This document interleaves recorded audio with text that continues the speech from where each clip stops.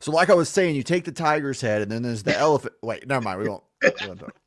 This is a family show. We don't want to do that. Yeah, no. We'll finish that later after the stream is over. Welcome everybody to Nerdside Champs. I am Dan. Down there at the bottom of your screen is Tim. Subscribe to at Nerd Champs. We are the Nerd Champs. Joining us today from right here on YouTube, Bone Bridger. The man. We're talking the about myth. The legend. the legend. The one in the, now listen. I had to come back for the finale. Because I was like, all right, I'm going to watch it. I'm going to be prepared to stay awake. And like right now, I think it's like 3 a.m. for me. I need to be super asleep, but worth it. This baby's throwing your schedule off, man. Yeah. Tonight we're in serious trouble. He's just not going to sleep. So yeah. Now, listen, everybody. We told you a few weeks ago that you should blame Jonathan for getting us started. This was the first time that we did this from Comic Book Cinema, but the reason like that we really have a channel was like shortly after we did Jonathan's show, the Bone Bridger invited us to review the Acolyte every week. And we did that and we had nothing to promote. Everybody else there had their own channel, but we're just like, and Dan and Tim are just here. So we felt lacking. So that's why this is here. And so you can send we got shamed into it. Yeah. You can send, after you tell us how much you hate us, you can let Bone Bridger that you're mad at him too, that we're here. I think it's totally worth it though. I think the world needs more people willing to watch shows like Skeleton Crew and talk about it because nobody's watching it. No. Yeah. No, we are Dan. Ali. Dan, you might want to check your mic, man. Check your mic, make sure it's on.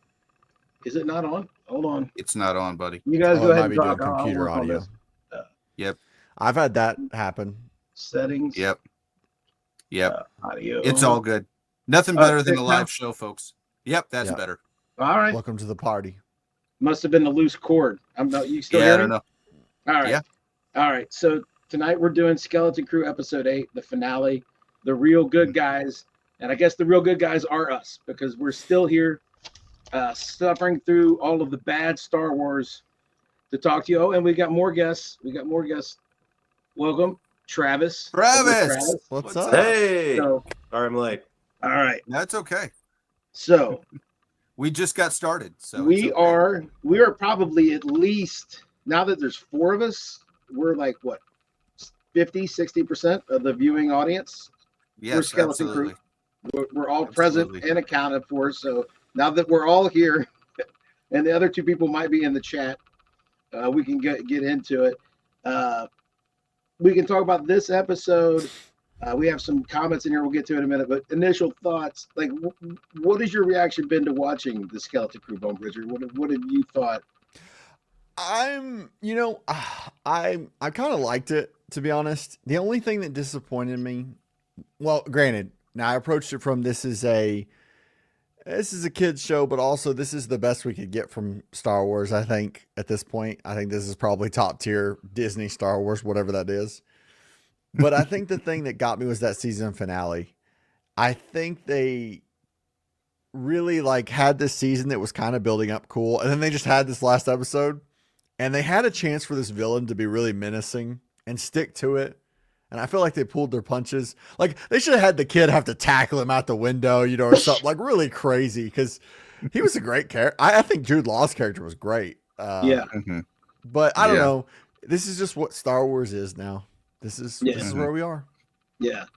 This is definitely, I mean, it's not earth shattering, but it's good. And just being able to say, but in the other hand, like I'm stopping and thinking to myself, how good does something have to be for me to even feel like it's good? I think it might be even better than I'm giving it credit for because I'm like in such a bad place. I go in wanting to hate it. So for me to even acknowledge that it's okay, it's probably better than that is what I'm starting to think maybe.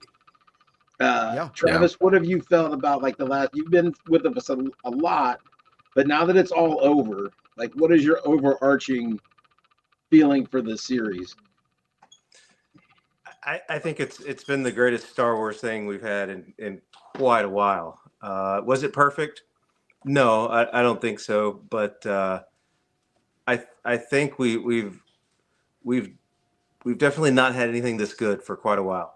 I remember being excited when The Mandalorian started and those first couple episodes and really getting in. Had people over to my house, like we were excited. We had Star Wars back again, and it was actually looking good.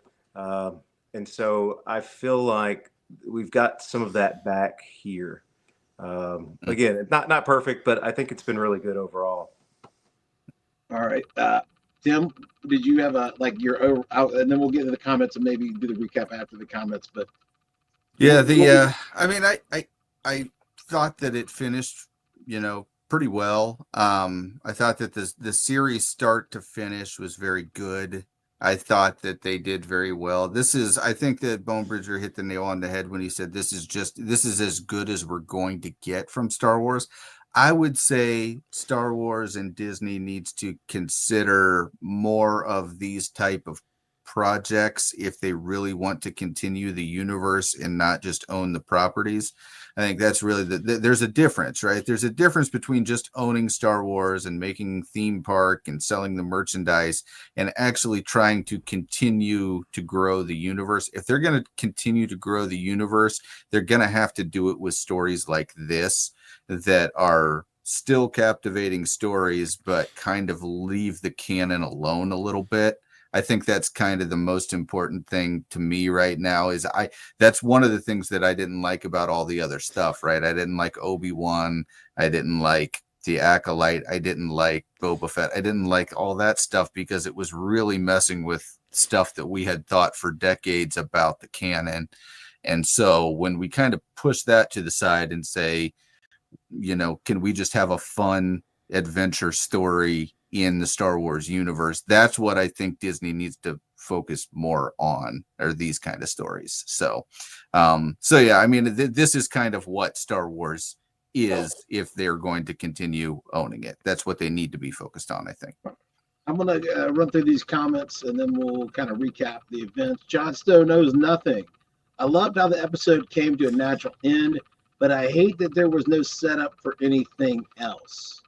So what do we think? Do we think that they didn't set up anything because they didn't have confidence that there would be anything, so they wanted to give you some level of closure in case there isn't? Or what do we think about the way that they wrapped up with no cliffhanger? I think they were told that they needed to end it and not have anything lingering. I think the changes at Lucasfilm behind the scenes are not very apparent in terms of what they're saying, but I think there's trouble behind the scenes. Like, we've heard all these rumors of Marvel changing, and clearly bringing Robert Downey Jr. back is a sign that desperation has set in. Star Wars has been weird though. Andor season 2's budget is breathtaking. It's like more than every Star Wars movie ever made. I think this one needed to end. Even if it was great with viewership, I don't think they were doing another one. I think that they were set that Star Wars is about to change big time. I don't even know if I buy anything happening other than the Mandalorian movie. The Rey movie stuff, I don't know if I believe that. I don't know if I believe the Ahsoka stuff. I feel like they were told this needs to just end. Like, this needs to be a show that just ends and these characters are done, which is, they did a great job. I think the acting, it was great. I think Jude Law did a great job. The acting, I have no complaints about, really. Yeah.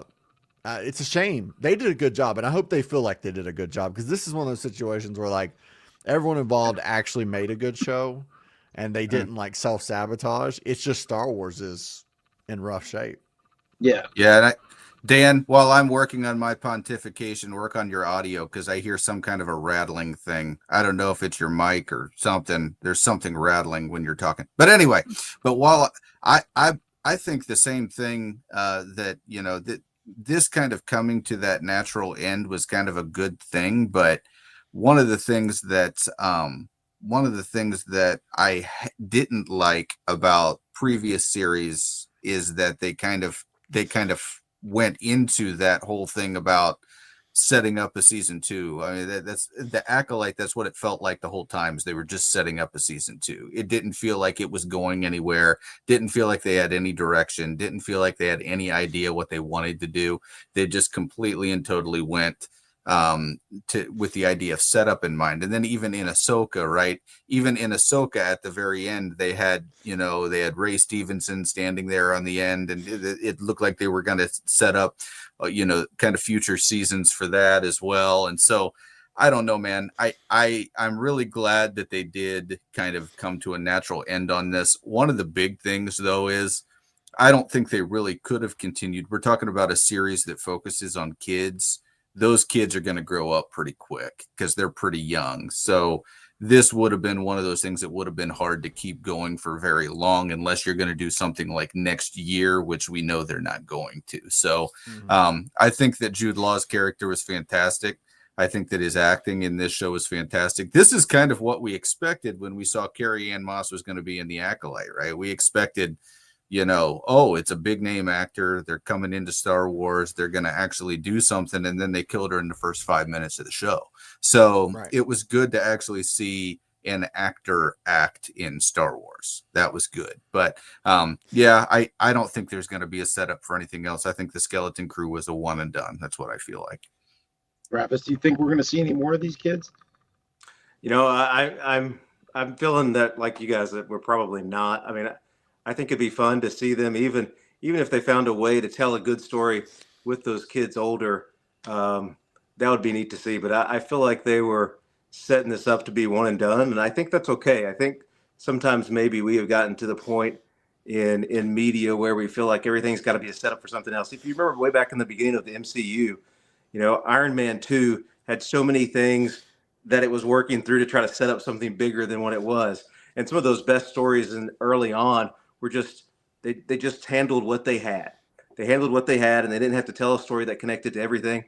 I, for one, would love to see some Star Wars stories that don't connect, like you said, Tim, don't connect to canon, don't connect to all these different characters that we've seen before. I think it'd be great just to see some fun stories about things that go on Tatooine. Some planet out there that's got something going on that could be exciting. We could tell some fun stories without making it Star Wars, as in there's a big war going on and it affects everything in the galaxy. But I don't think they are planning on anything. It doesn't seem that way anyway. Well, yeah. You think about some of the source material that they drew inspiration from, the Goonies, which I know the rumor this last year was that they're going to make a Goonies sequel, Goonies Live Forever, but I don't know if we need that sequel because that told a complete story and you didn't need the further adventures of the Goonies for that movie to be great. Or they drew a lot of inspiration for this. I know people keep mentioning the Goonies, but I got E.T. vibes throughout this whole series. And you don't need the further adventures of Elliot and Gertie. You know what I'm saying? Now that E.T. you don't need E.T. to come back and you have fun adventures with E.T. and Elliot. Sometimes you could tell a complete story and be done with a character, and that's okay. So, would I like to see these guys again? Yeah, but again, I don't think Star Wars is in the place where they can support it. Probably. So. Yeah, I mean, and that, after the Titanic sinks, you don't need a sequel about Rose and Jack, right? I mean, this is a situation. This was a very natural ending to the show. I don't think that the story needed to go anywhere else. So, Barry Allen is slow. So Wim and Neil finally became the heroes they always wanted to be, but are they really the reason they won? Now Wim did get his crowning moment of being not useless. In the very last episode, finally happened. Yeah, he managed to like spin some lies and not be a complete idiot. And stall Jod. I know that early, Bone Bridger, you stopped in early, and Wim was kind of getting on your nerves. Did you decide? Did you ever come around on Wim, or did he stay on your nerves for the full run?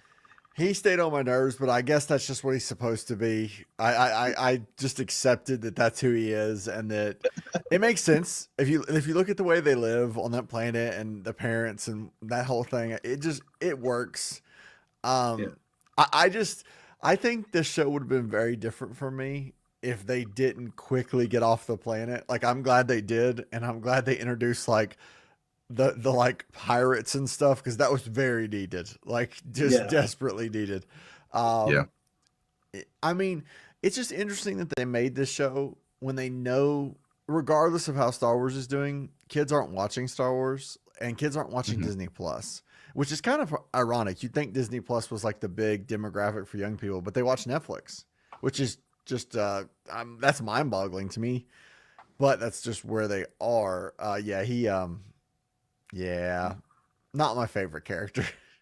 You know, Yeah, I'll second that. I didn't care for Wim on a personal level, and what really made that really interesting is they kind of tried to set him up as like the main protagonist for the show, and I just did not buy that, and I don't think anybody did. The way I looked at it as the kids as a group were kind of the protagonist, and you were cheering for the kids.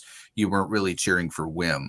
But Wim ended up being, he ended up being the guy that just did not get it and did not understand what was happening the whole time. For a main character, some of his, naivete, if you will, was just a bit too much, I think, for the main character. And so, although he did have his kind of heroic moment, and it was really funny watching Neil go all Paul Blart Mall Cop and roll around with the walkie-talkie and everything. That was really cool. But yeah, Wim, not my favorite character. And honestly, like I said, I viewed the kids as a group more as the main protagonist than him individually. Travis, how did you feel about Wim and Neil? Are they? Well, I mean, Wim primarily, I guess, is who we're zeroing in on. Wim was just he was just Neil's wingman. I mean, that's what I kind of felt like with Wim. He was just there to make Neil really cool looking. I feel like they just didn't. Maybe the writers didn't know. They wanted 4 kids, maybe, but they didn't know quite exactly what to do with that last one. He kind of had the hero complex going on, which even though I can kind of relate to that. He didn't work well for me. He did, I guess, get a shining moment here kind of at the end. But if you look back, if you took kind of just Wim out of the picture, would it change the story that much? And his dad comes in at the end and kind of gets some moments. We see, Wim's dad more than maybe the other parents, and it kind of helps us see the building of that world. But yeah, Wim. Just yeah. Talking about Neil here, you know what I mean? Like they set up something at the beginning of the series that they never went back to, where Neil has this crush on this green goat girl or whatever it was. Yeah. And he didn't get any opportunity to save her or anything at the end. It would have been like the perfect thing that they set up. And he just rolls in like John McClane and saves her. It would have been amazing. So Yeah. I don't know. I was kind of that's more one missed payoffs. opportunity right They there. may Neil saving the green goat girl would have been awesome. They may have tried to subvert expectations on purpose, because that first episode is very much structured to make you feel like Wim is the protagonist of this whole thing. And immediately beyond that, you learn that Wim is really the buffoon. He's the fool of this group. Yeah. He is not the protagonist. He is like the least of the 4. So maybe, I don't know, maybe they set that up on purpose to try to subvert our expectations. And what Bonebridger was talking about with Disney Plus, I don't know what the linear numbers are for linear television right now, but could Disney have gotten this to a larger audience? And I know they're obsessed with trying to get people to do streaming and all of this, but I mean, at the end of the day, I got to believe there are still kids out there who watch the Disney Channel. Like, couldn't they just put something like this on the Disney Channel? And why not? Why couldn't they put this on? They would definitely get more. I would have to believe it would get more eyeballs on the Disney Channel, right? Yeah. Or You know? or other streaming platforms. I mean, they could. I know that Marvel, when they were struggling with viewership, they waited a couple weeks and they dropped Echo on Hulu, and they've done things like that before to try to kind of bolster some numbers, get some viewership, and get some people talking. And I mean, honestly, that's the kind of thing they own so many properties. They've actually done late night ABC release before as well. These are things that are options for them to try to get people watching these shows, because if this show was actually presented to the right audience the right way, they would watch it and they would love it. Okay. But just expecting people to find it is the biggest problem that Disney has right now. They're expecting people to find their content just by word of mouth or anything. They didn't do any promotion for this show at all. I mean, we saw the one trailer where Jude Law brought the key through the bars, and that was it. You know what I mean? There was nothing else. What made you want to watch the show just watching that trailer? Just seeing Jude Law? That's not going to do it, man. So yeah, there's got to be more. They own so many properties, they really should have pushed it harder, I think. I know that we look at these production values and budgets for these streaming shows and say, oh, well, you can only spend that much money on a streaming show.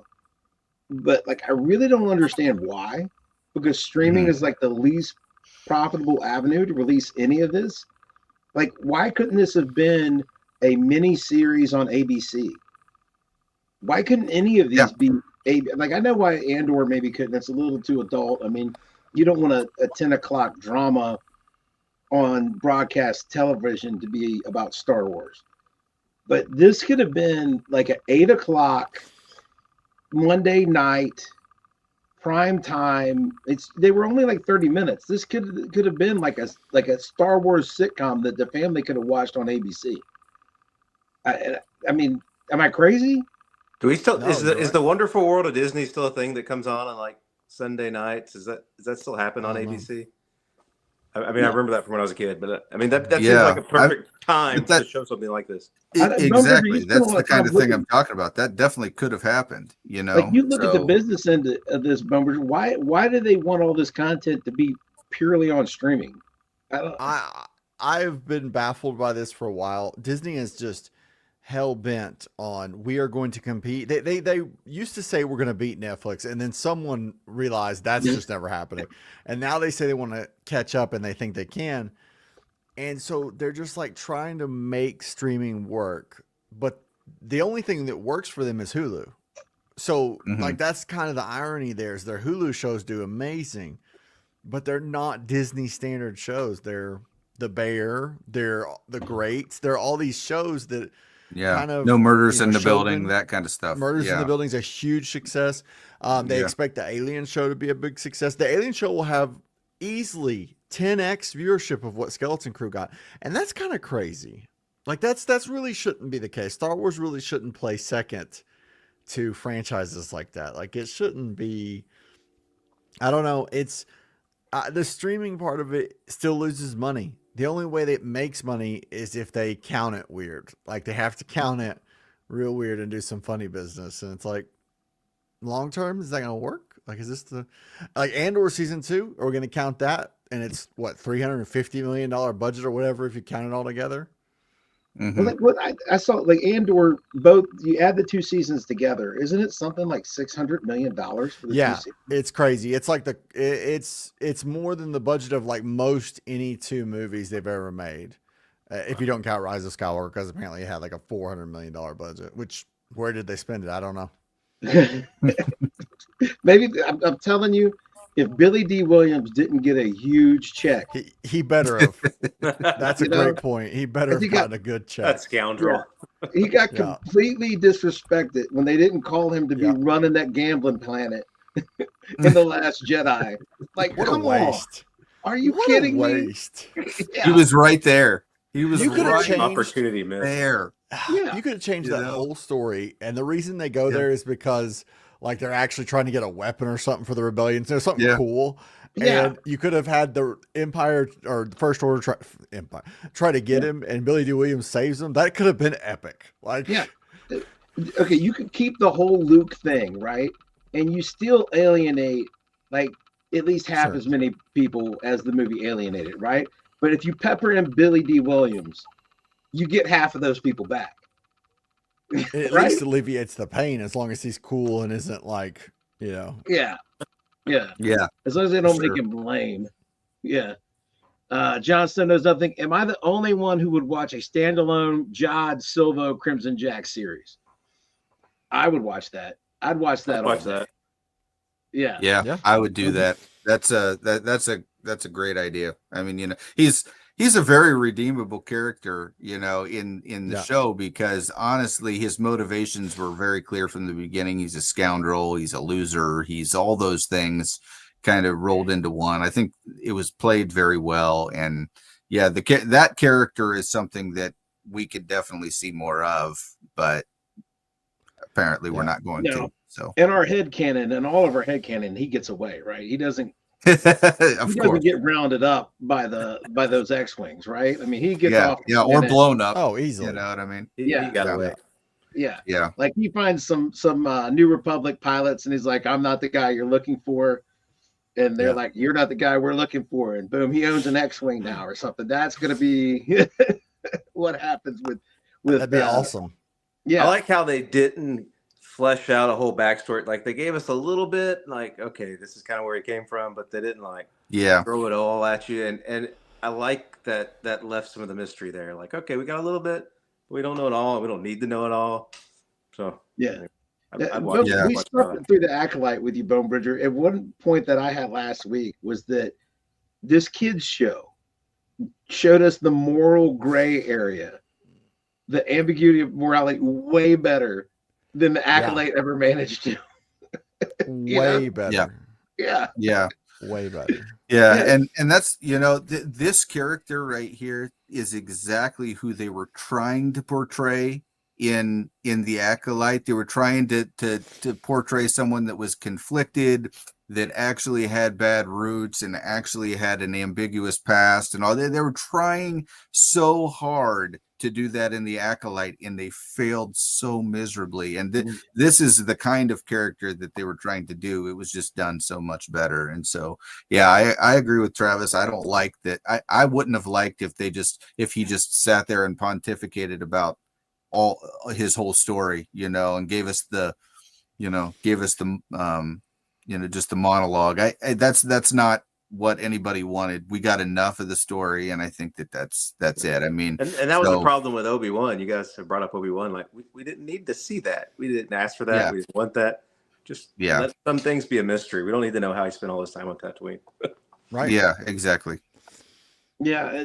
We used to have mystery in storytelling. We didn't need to know every aspect of every character, and it allowed the stories to be a little deeper. They felt more lived in, and you could imagine your own backstories for some things or not really worry about it.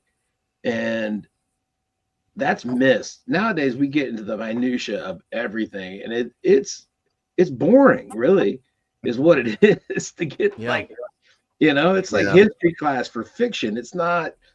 Let's see. Barry Allen is slow. Did the supervisor remind anyone else of Hal from A Space Oddity? I have expected him to respond, "I'm sorry, Dave, but I'm afraid I can't do that."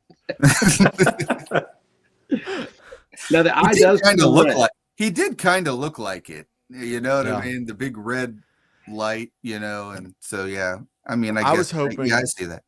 He'd be more like the guy from Power Rangers, with the Yeah. glowing Oh, Zordon. head, yeah. Like Zordon. Zordon. Yeah. Here you go. Oh, What a waste. Or the Wizard of Oz, Yeah. some guy behind a curtain. It could have been a lot of different things.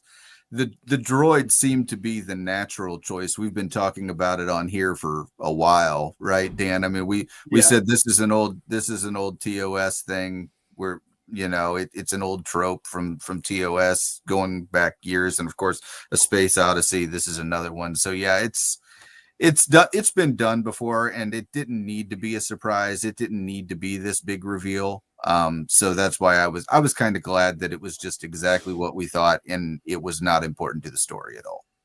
Sometimes simple is good. yeah. Sometimes the trope you expect, they could just give it to you, and it's still okay, and that's Mhm. fine.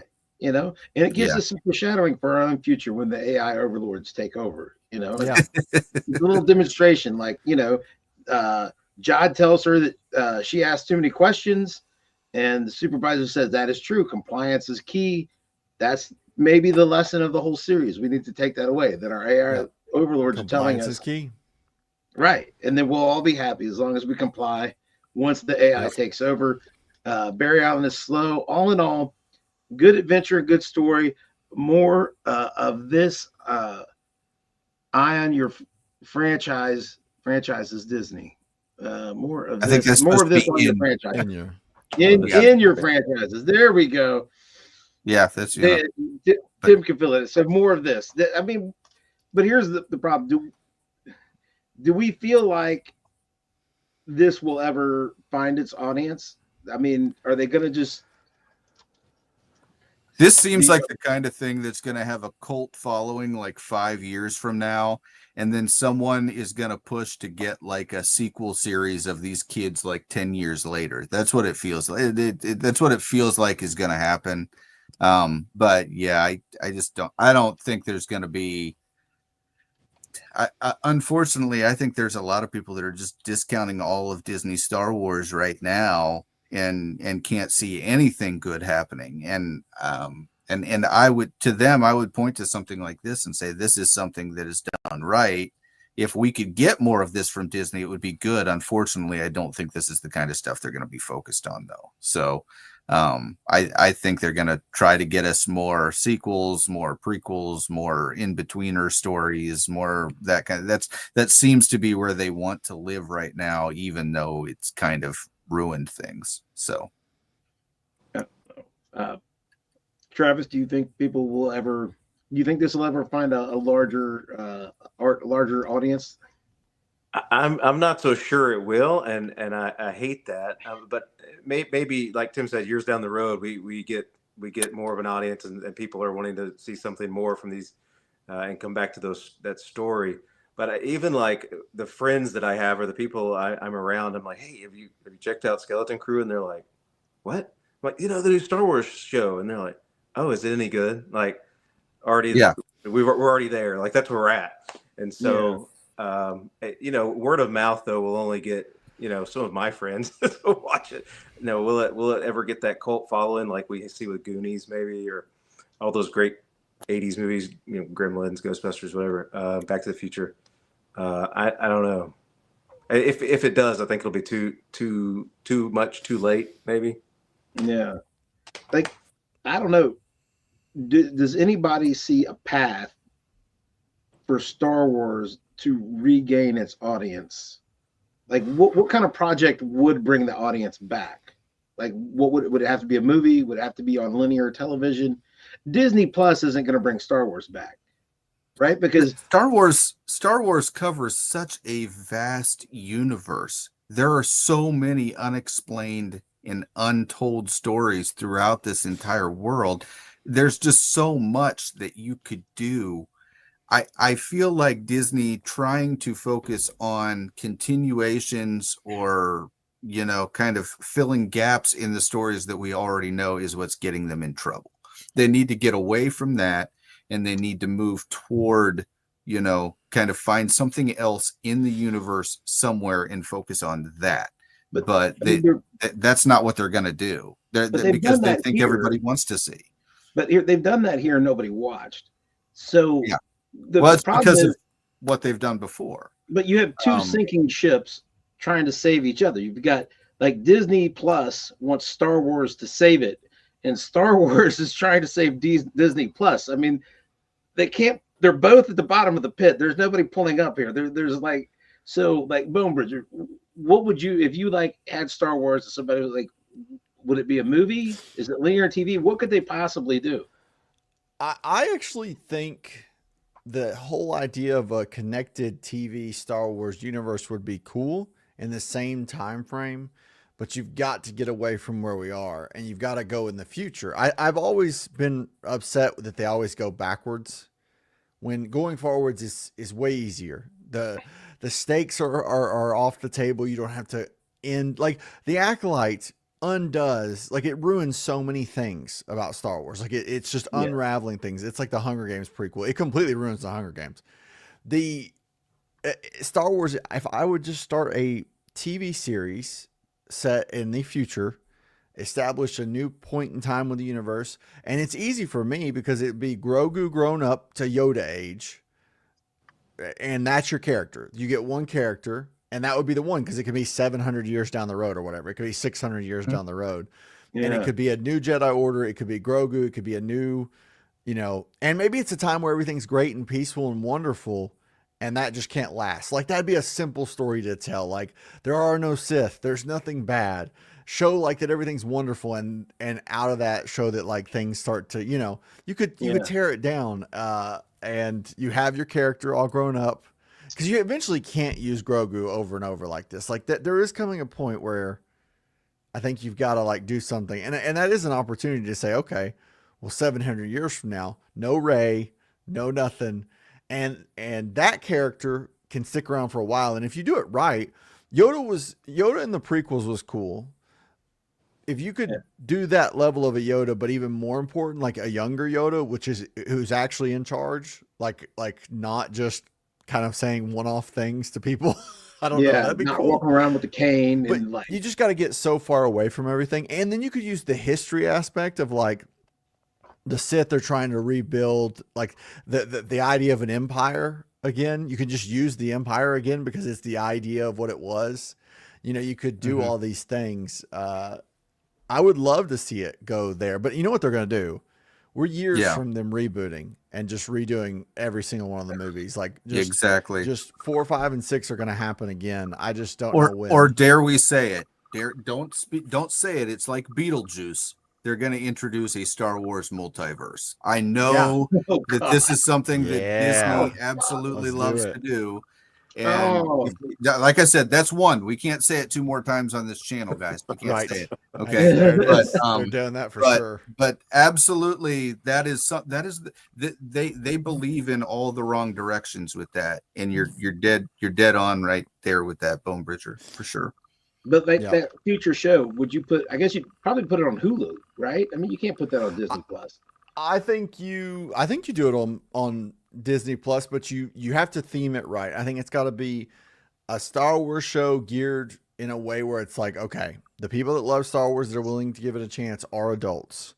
Make this an adult show. It doesn't have to be like violent over themes or whatever, but make it like an emotional show. Like I always had the idea of, I think I wrote it down somewhere just in case I ever got the job, was if I was to start my own Star Wars trilogy and stuff, what would I do? And it would immediately evolve around like a sibling set of brothers, one Sith, one good, but when they're kids, they're not. They're just kids, and they get separated and go down different paths and become whatever. And I always thought, well, that sticks with the Star Wars family theme.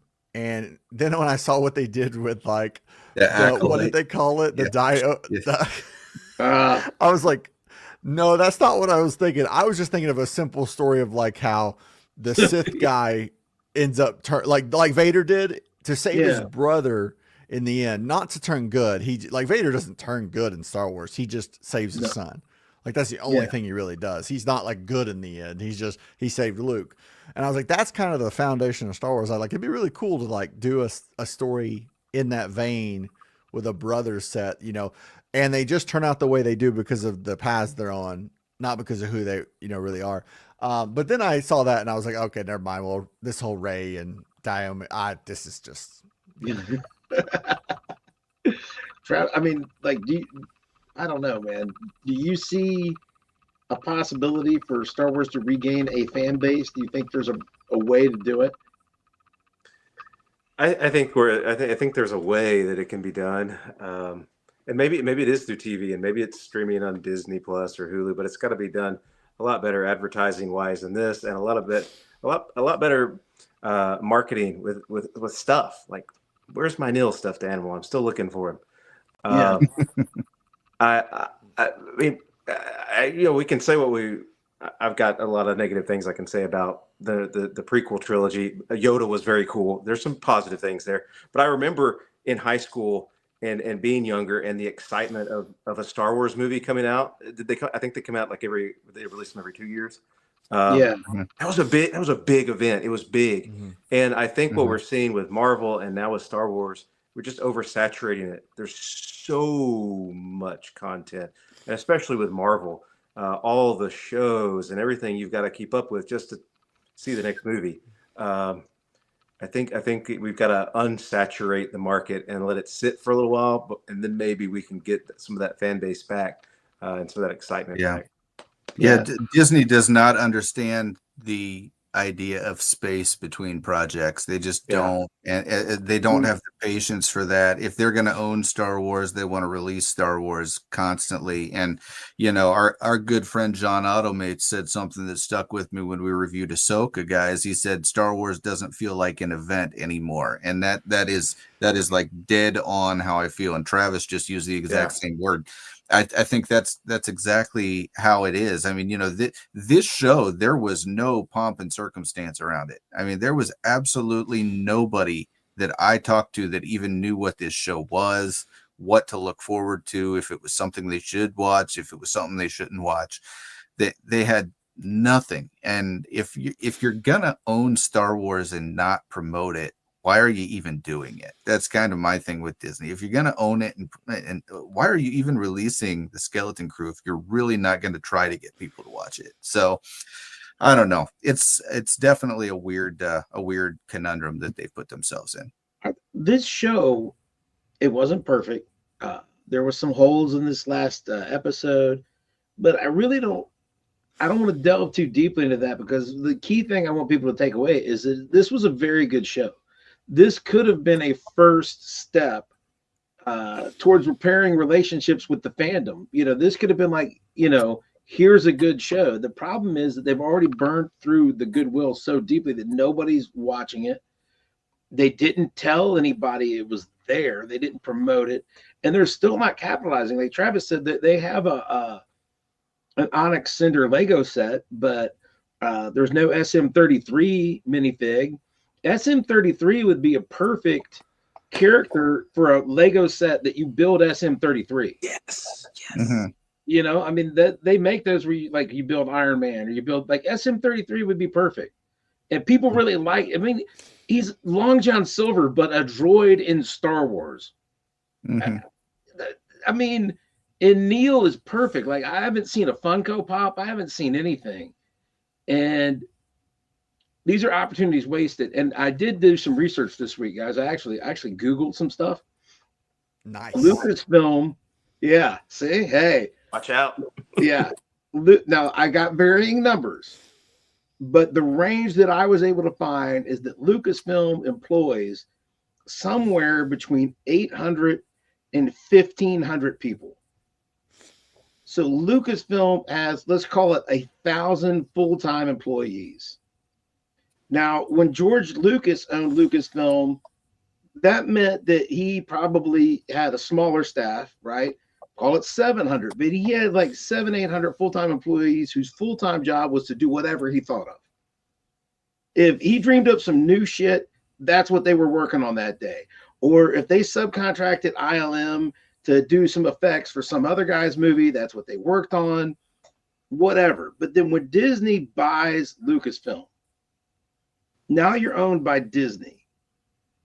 Lucasfilm is not allowed to have any new ideas. Because if anybody's going to have a new idea, Disney's going to have a new idea, not you. Mm-hmm. We bought Lucasfilm for the IP that it owns, so you have 1,000 people whose full-time job all day, every year is to churn out more Star Wars content. Yeah. Because when you buy Lucasfilm, you only got like 3 things. I mean 4. I mean, I don't think Disney's going to do any new American Graffiti. Do you guys see any new American Graffiti coming out? So you got Willow. How'd that turn out? Yeah. Crushed it. Beautiful. Can we get some more of that? Nailed it. Yeah. You got Indiana Jones. So we just can't wait for some more of that, right? And you got Star Wars. And so you got 1,000 people. I mean, they've burned Willow and Indiana Jones. So 1,000 people come to work every day. And the only thing they have to work on is we have to churn out more Star Wars content. Mm-hmm. You're not going to keep 1,000 people busy making one movie every couple years, right? I mean, right. Or one animated series, or one. I mean, there's these are the only things that they've got going on right now is the stuff that they're working. And I don't know. I think that this is the main problem is Lucasfilm has gotten too big for what it actually is. It's too And big now and too this is small. this is what they feel they have to do. You know, Yeah. you just kind of nailed it there, Dan. Yeah. And Marvel has the same problem. Mhm. They probably have twice as many people working there. It's probably like 2,000 people Mhm. in a limited sandbox. Here's the IP that we bought you for. Make stuff based on this. And Marvel's painted themselves into a corner that they don't even have to have. They're like, we will only make stuff based on this IP, and it all has to fit into this continuity. Because for some reason, we're determined not to make a single project outside of that continuity that's not a one-off cartoon. We won't make any movies or any shows about any of these characters that don't tie in, which is like, why can't you just make a thing that is not connected? And so they have a bigger The sandbox. world's a big place, man. The world's and a they've big got place. more characters to draw on Yeah. than Star Wars, but Yeah. still, you've got probably 2,000 people. They're a full-time job all day, every day, churn out more content. I mean, it's not like it's Pixar. Disney buys Pixar and they're just like, do what you do, come up with cool animated movies. And I mean, they don't have to be making Toy Story 5. I think that's a fate of their own choosing. But if they want to come up with a new idea, like Inside Out 1 a few years ago, they can. Lucasfilm and Marvel, they can't come out with an Inside Out. They can't do that. They're not allowed. Here is your IP, play with it. Mm-hmm. And it gets kind of old. Yeah, It I mean, gets it's just like breathed. it's just like trying to come up with an in-between story or a sequel to an American classic. It's just like saying, "Hey, go write a story about what happened to Huck Finn after the book ended," or something like that.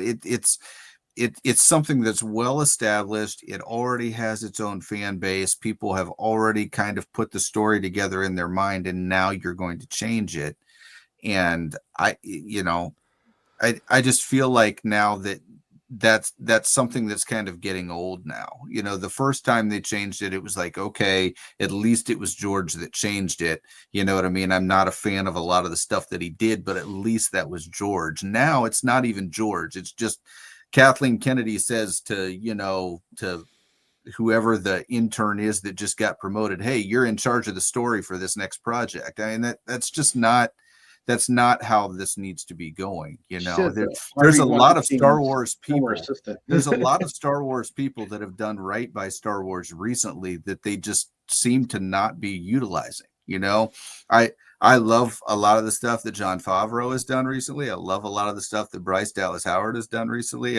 I love a lot of the stuff that Filoni has done recently. And then, but then who do we get in charge of the Acolyte? We get Leslie Headland, who has never done anything before, and who do we get in charge of all these other projects? It's just not anybody that matters. And that's the problem. So, I don't know. There's an avenue and a way for them to do it that makes a lot of sense. It just doesn't appear to be the way that they want to do it, and that's just going to. I think we've already talked about it. Either a reboot is going to happen, or something is going to happen that's going to make it so that they feel like they have to tell the same story over again, because that's what Disney does. We're seeing it right now with all these re-releases, these live action releases of animated classics, right? I mean, this is what they feel like they have to do, the same story told by a different perspective or in a different way. That's what they feel like they have to do with everything.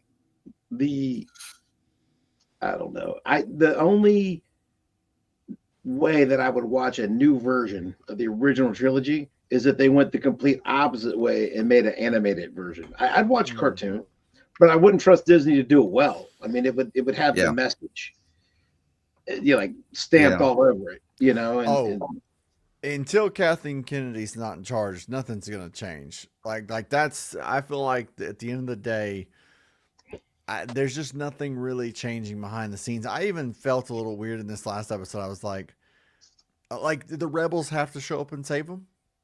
Are we going this route? Like, it felt a little weird. Like, I feel like the better story would have been they find a way to win. Like, they just figure it out. And I felt like, why do they have to show up? Because Kathleen Kennedy just wants that to happen. Like I feel like she just wants the show to end that way. It felt weird. Yeah. I mean, I could have seen an episode where so Job makes it through and he's calming them into letting the pirate ship through the barrier and all that. Now immediately the pirates get through, they start bombarding the planet and blowing crap up. Right. But then when KB crashes, he's like, this didn't have to happen. I didn't want to hurt anybody. I wanted you guys to just keep minting me credits. It's like, well, if that was your plan, maybe you don't Just boom, boom, boom, boom, boom, boom. yeah. Maybe you don't bring the pirate ship in and start blowing everything Yeah. up. Maybe you just bring it in and fill it up with credits and be like, we'll be back next month. And then you just leave. Yeah, you Maybe. extort them. You don't bombard the surface. Yeah. I mean, pirates don't usually think things through. So That's true. I get it. You know what I mean? I don't want to I get it a little apart because of that. But like, I could have seen it end where he got away with it, where he just loads Yeah. up the ship full of gold. It was like, I'll be back next month. Yeah. Deuces. I kind of wish he would have kind of won in a way in the end. That could have been a cool way to end Yeah. it. Yeah. Yeah, like maybe even a cut scene with this end, but like he's somewhere with his pockets full of them credits from where Yeah. he was in the vault at least. You know? Having him be a scoundrel does not mean you cannot make him a beloved scoundrel. I mean, Johnny Depp played a beloved scoundrel pirate in what, 4 movies? And I mean, that's he was a bad guy, for the majority of that. He's a pirate that's looking out for pirate interests, but he was so beloved, and I think they did a really good job with Jod for the most part. I think they did a very good job with that character. But yeah, you would have liked to see him get away or him have some kind of a one-off thing where a freak thing that just kind of falls his way or something. Just like you got with Johnny Depp in Pirates of the Caribbean. It would have been really cool to have that. But yeah. And I think there were a lot of things that didn't make sense, but we're talking about Space Goonies here, and I'm not going to pull the details apart on it. Right. I was kind of hoping and expecting him to have one of those moments like he did on the planet that was kind of like a spa where he comes up out of the sewer and he's got all the gold and stuff. Like to get away with some of the stuff. Yeah. Like at least we see him get away with something. Yeah. And everybody wins. Yeah. That'd have been cool. But I know the conclusions that Disney is going to draw is that, okay, we just made the Skeleton Crew. Nobody watched it. We made the Acolyte. Nobody watched it. And twice as many people who watched it hated it. So, we made Andor, and the 6 people who watched it really loved it. But we can't afford to spend that kind of money for like a room full of people. And what they're going to see as the common denominator is they're going to be like, oh, there's no legacy characters here. Yeah. That's exactly it. You're right. That's their Right. takeaway. They're going to be like, everything has to have it. Like, if you look at it, they only make good things when there aren't any legacy characters. Look at The Mandalorian. It was great. I mean, they even managed to do an episode with Ahsoka in it that was really good. Where she fought the lady who had the Beskar spear, but they made it all the way through season 2. I think was the Boba Fett episode in season 2, the one episode that was kind of cool. Yeah, I think there was one episode maybe. But you had Luke at the end, which was awesome. But season 3 just falls apart because now you're chock full of like Ahsoka scenes and Luke scenes, and you're retconning and trying to get Grogu back away from Luke, and so they can't touch those for some reason. Every time they get near a legacy character, they screw it up. I don't know. It's like kryptonite. Yeah. But that's all we're going to get going forward. I really think that's the lesson they're going to take from this. Yeah. Yeah, they learn all the wrong lessons every time, unfortunately. And so this is going to be no different. They're not going to see this as a successful show because people didn't watch it. And they're not, I think they're going to completely and totally miss why people didn't watch it. You didn't tell people about it. You know, it's very simple. If you want people to watch a show, you got to tell them that the show is coming, and they never did. Well, They had opportunity. The world is still really mad about the Acolyte. Oh yeah, of course. Yeah, This they is are. the same. Yeah, this is the same thing that happened to You- Solo. you can't Solo just- wasn't. You can't just expect people to find this. You can't expect people to find this and watch it, because the Acolyte still has left such a bad place in people's heads. There's no way that you could just expect people to be like, oh, there's a new Star Wars thing, let's just watch it. No, you've got to tell us what it is. You've got to do a promotional tour. How many times did we see one of these cast members on a late night show talking about it? I didn't see it. Did you guys? No. I didn't see any of that. I'm sure Jude You know Law what I could have mean? got a spot. I mean, Jude you Law know? could have got a spot. Absolutely. You know what I mean? And And- that's the kind of, I mean, that how many times did you see commercials during, the football season for this? I didn't see it. You don't think that's a good opportunity to try to bring in the male 18 to 45 demographic? I mean, this is the kind of people that you need to bring in, and you're not even trying. So yeah, they didn't even try to get people to watch it, but they think that this is one of those things that people should just want to watch. Oh, it's Star Wars, so people will just watch it anyway. And if they don't watch it, it's because we did something wrong. No, what you did wrong was you didn't promote it. That's why people didn't watch it. They did all kinds of tours for the Acolyte, and that's what opened up the door to us hating the Acolyte, because they said all the wrong things on the tours. And so this is like the opposite problem. They were too quiet about it. Well, then this is what happened to Solo. Solo wasn't great, but the reason it bombed is it came out the same year as The Last Jedi. Exactly. I mean, it Oh, could yeah, have it got been thrown out to suffer. Yeah. Yeah. I mean, it could have been The Empire Strikes Back, and if it came out like a few months after The Last Jedi, Yeah. it would have struggled. I got to run, boys. All right. Hey, Thanks. rock and I roll, gotta go man. home to the baby. Yeah, no. All right, Mom. Hey, just keep petitioning for Acolyte season 2. We deserve it. It's what we need. That's right. Yeah. That baby. Check baby our boy needs to go out to on college. YouTube, man. Yeah. Check our boy out on YouTube. If you end up on Yeah. my channel, I'm just gonna automatically ban you. Just hard. It's not ban. Hi, I'm just gonna block. No, I'm just kidding. You're welcome. Everybody's welcome. Except Kathy Kennedy, not welcome. Yeah, she's not welcome anywhere. Oh, All right. so yeah, it's sad. Star Wars is in a sad state because this was a good show, and yeah, I want that SM33 like something. I want an SM33 Lego kit. I want like an SM33 Funko Pop. Yes. But I noticed they added him to the beginning of the Disney Star Wars screen. Did you like the notice heads that? and the faces. Yeah, Silva's in there too. yeah. He's in there. So I don't know if that means they've got plans for him or not to be kind of a face of something. But anyway, Yeah, it's something. I don't know, man. It's sad to see something that you cared about so much. It's just like when a good thing comes out, nobody cares. Yeah. Nobody cares. Yeah.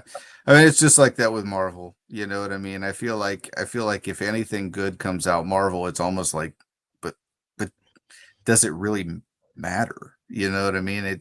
If it's good and if it's action packed and if it's true to the stories and the characters that we like, and if Fantastic Four is great, does that matter? Because the universe is already destroyed. So I don't know. You know what I mean? That when you're dealing with something like this, this is why you really, Disney in particular, when we're talking about Marvel, needed to consider a reboot a long time ago, because now it's just too far gone for me to care about whether or not Fantastic Four is even going to be good. Guardians 3 and Deadpool and Wolverine were both really good, if not great. Did it really improve? Did they matter? Did Yeah. it improve your outlook on the MCU going forward? No, No. not at all. And the thing about Deadpool and Wolverine, it didn't really have any impact that I can tell on the MCU at large. No. So it's almost like they've maybe taken a little bit of a cue from DC, like, hey, we can make some movies that are kind of connected, but they're not really. Yeah. And so I don't know, it's how that will all play out with Deadpool and Wolverine. I don't know, but Yeah. It felt like that was just a Fox wrap up, right? That was Yeah. just a Yeah. Fox wrap up.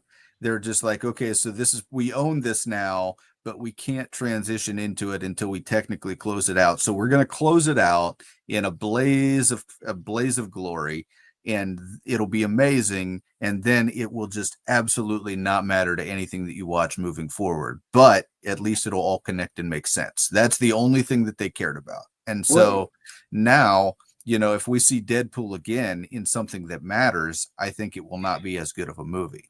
That's my prediction. And Ryan Reynolds, I mean, Deadpool was right there with you, Tim. He makes jokes Yeah. about the multiverse being bad. Oh yeah, Multiverse. yeah, exactly. And the Guardians did the same thing with the Guardians, just wrapped up those characters. I know it ended by saying we would see Star-Lord again. And, Yeah. And with the other team of Guardians was Rocket and Cosmo the dog and Adam Warlock, saying we'd see them. We're not going to see them again. We're not I mean, going to. I mean, James yeah, Gunn isn't coming back to do it, so who's going to do it? No. You know what I'm saying? Yeah, and do we really want anybody else to do it? I mean, I don't know. Yeah, I'm not. I mean, I'm sure there's people who could, but do we trust Marvel to find them? Do we, you Yeah. know? So no. I Yeah, mean, because when they tried like Takai Waititi, I mean, he didn't do a good job.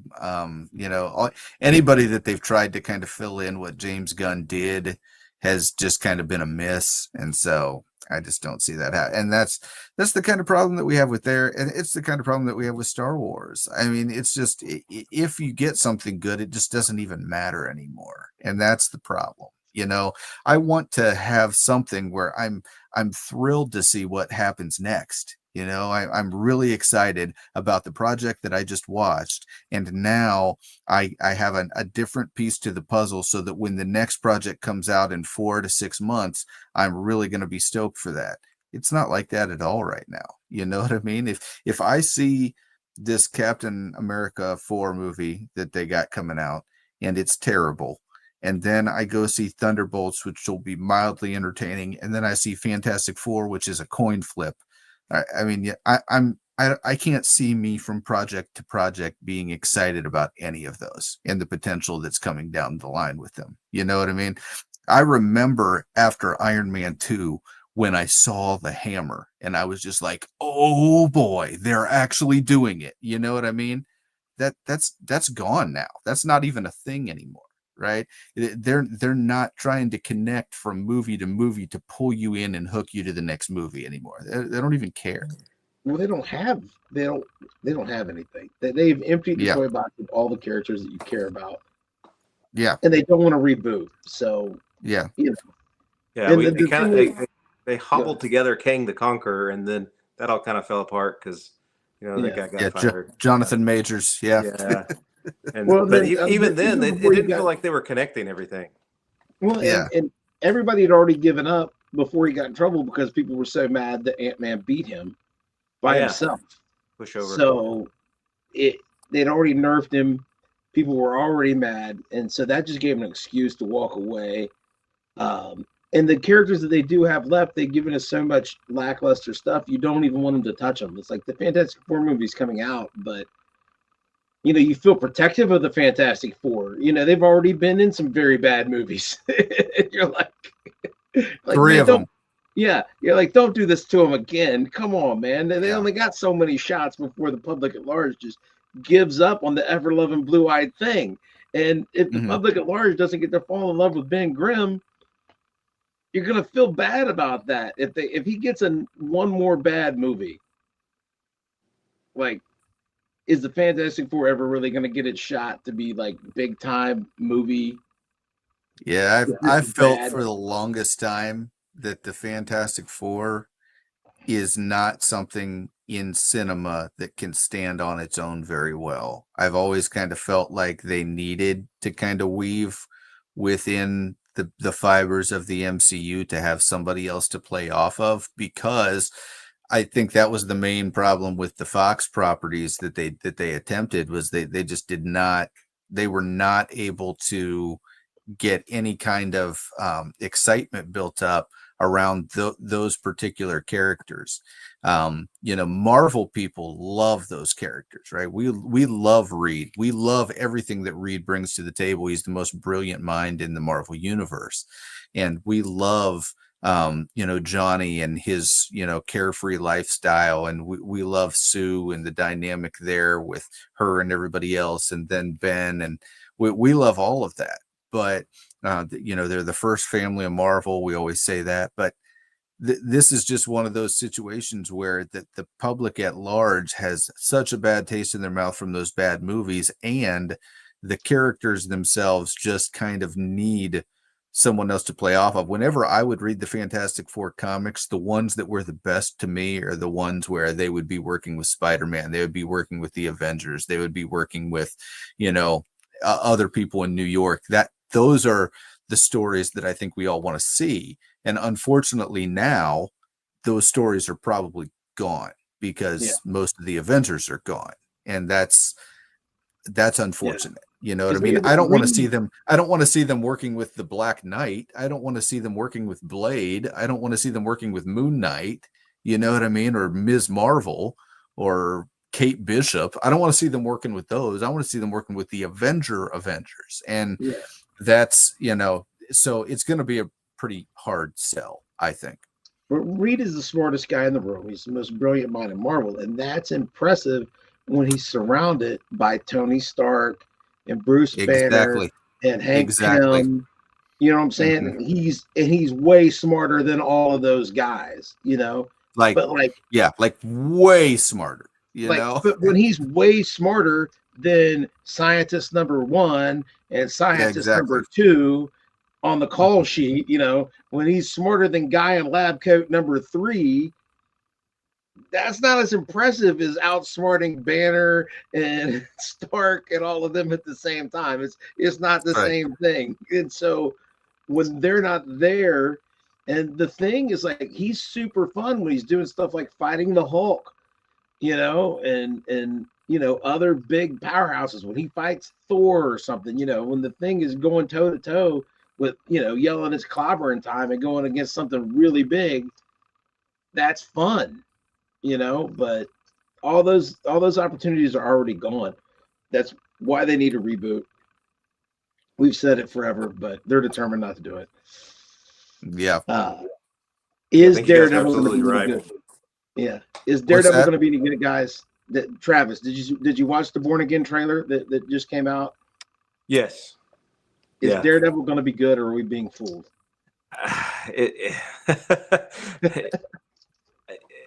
I want it to be good, but it gives those at least the trailer gives the vibes of the Netflix series, and it gives you that feeling, and it, you know, bringing the characters back together. Even the guy that plays Punisher, you know, he's back in it. John Barenthal. Yeah, and so you're like, hey, this it's back. Like, this is going to be like it was before, but can it be on Disney Plus what it was on Netflix? I don't know. I mean, I know Disney Plus, they've got Deadpool now, and they've got some of the more mature stuff on there. But can it be? I don't know. I'm hopeful. I'm hopeful, like I was for Superman. When I love gritty superheroes, and you know, I loved what they did with the first Daredevil series on Netflix. That was something I just absolutely loved. I do think there is a big danger with Disney Plus of kind of almost changing things a little too much here. I feel like the storyline and where we're picking up this story and how it's going to go into the MCU is something that I think is kind of an interesting choice for the property that they own. So they could have probably started this a little further back. They're starting it when the Kingpin is already the mayor, and you know, and he's already aware of who Daredevil is and all this kind of stuff. So it's kind of an odd choice for the timeline.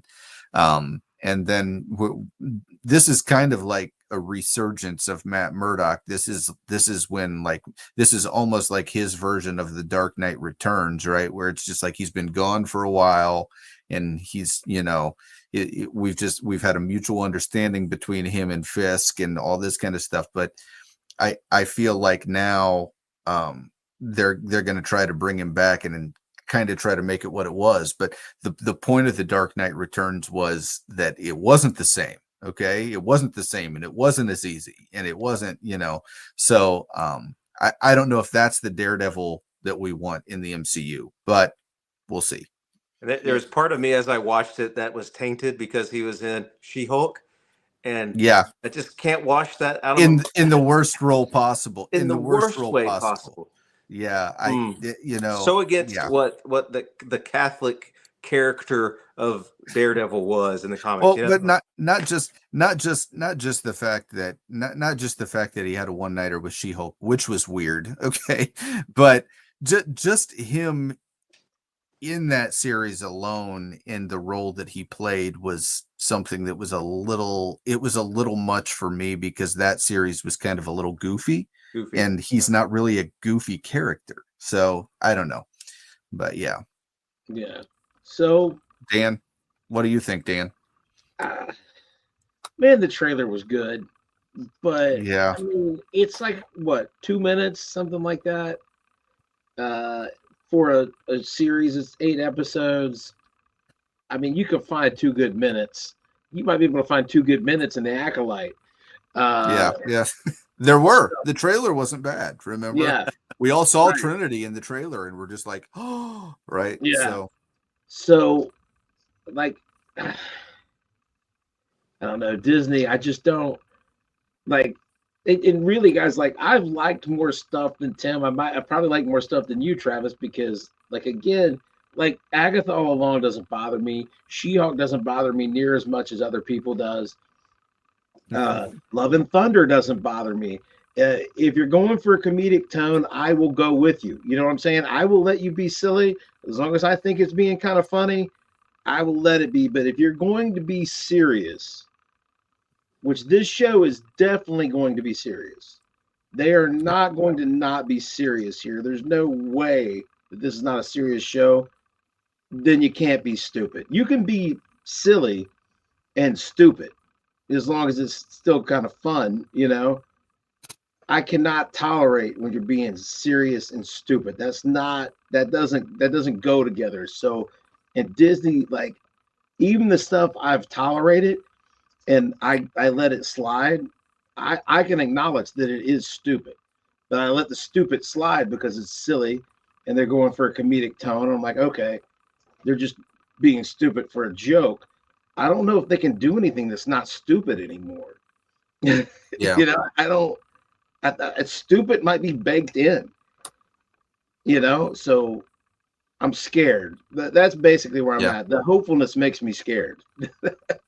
That's where I am, because I don't want to get. They're going to ride that wave of knowing that they have tricked people into watching this show, into releasing something absolutely abysmal in the show. You can take that to the bank.